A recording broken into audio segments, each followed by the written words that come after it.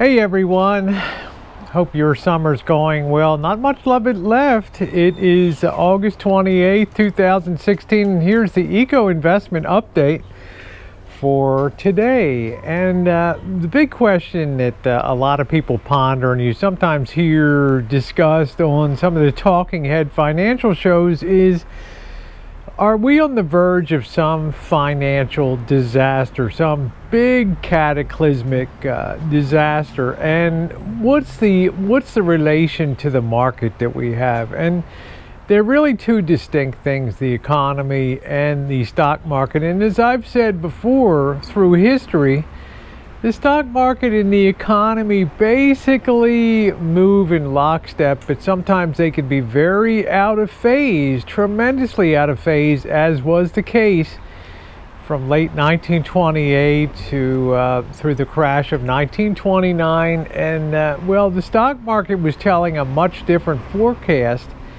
in 1929 when it was making all-time highs and racing up to its September 2nd all-time high. And if you were to believe the market at that time, you would think that the economy is going to go great guns in 1930, 1931. Well, such was not the case. The reason is because the market took on a life of its own and began to separate itself from the economy. And it was only until a very young Federal Reserve started pinching rates and cutting back on unrestricted lending to speculators that the bubble popped and the market quickly adjusted to the realities of the true economy, which were, well, they were pretty bad. Those realities, weren't they? Because the Great Depression was born. So today I fear we're kind of at the same we have the same sort of situation where we're lacking the catalysts and the big drivers to move our economy forward, like we had with the internet age and with the telecommunications boom, deregulation of the 80s, and then we got into the internet boom, the computer, the PC boom. We just are lacking that current driver here, and there's only so much that businesses are willing to do and grow right now given the economic climate. Troubles in Europe, China is trying to get itself back on track and get the steam in the boiler built up again and get underway. And we've had interest rates so low for so long, for so many places around the world, that, well, it's done major damage to a lot of financial institutions. And we talked about insurance companies as one of them that has a mismatch of obligations or things that they're required to pay on with some of them guaranteed yields, and yet the ability to generate income has never been harder in a portfolio. So you have this mismatch of obligations and revenues. Well, that's all courtesy of the Federal Reserve.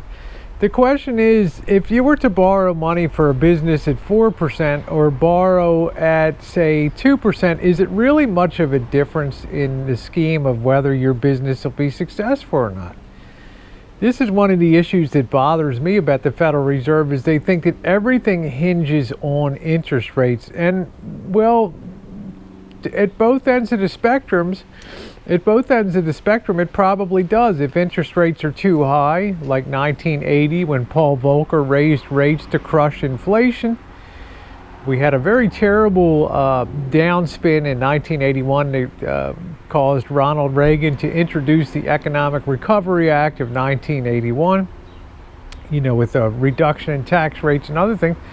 And I think at the other end of the spectrum, when rates are too low, we're doing a lot of damage to the financial sector here. But if rates are normalized in the middle, there's really, a business isn't going to worry if it has to pay 6% or 4% or even 8%. If the business opportunities are good, the average businessman or businesswoman is going to think, oh, I can make much more than the cost of money. Hell, I can make 40-50% margins on my business. Of course I'm going to borrow money, and if I have to borrow at 4%, so what? If I have to borrow at 6%, so what? And so on up. As long as that business is spinning good and making a good profit, well above the rate of borrowing or the cost of money, that business is going to be impervious to any problems with interest rate rises within a narrow spectrum. Again, it's only when things get out on the two ends of the spectrum that things go bad.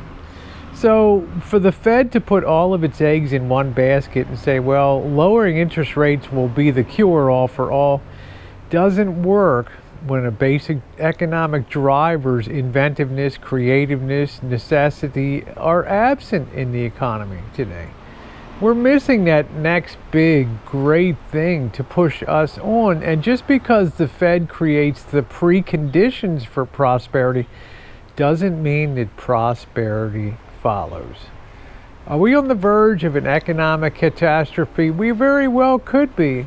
But as long as that the stock market and that now the housing market is being fed by that bubble low interest rates that we're seeing right now, well, we're on pretty thick ice as far as the stock market is concerned, at least in my opinion. Yes, the market wavers a little here and there, but it's just readjusting itself to life in the 18,000s and probably, well, giving itself a good base for moving forward. And why is that? It's the only game in town. You know, I'll say this, housing sales were down last month because there's just not the inventory there. It's too hard to purchase a home. There's too many people with damaged credit. So it still leaves the stock market as the potential big game that's going to be like the big spinning twister, the big vortex that's going to pull a lot of people into it. So we shall see. In the meantime, just make sure that you're in this market with your mad money and money that you could afford to lose if that came to pass. Okay, it makes it a lot more tolerable and, well, it lets you sleep at night too. We'll see you in a week or two. Thanks for being along, everybody.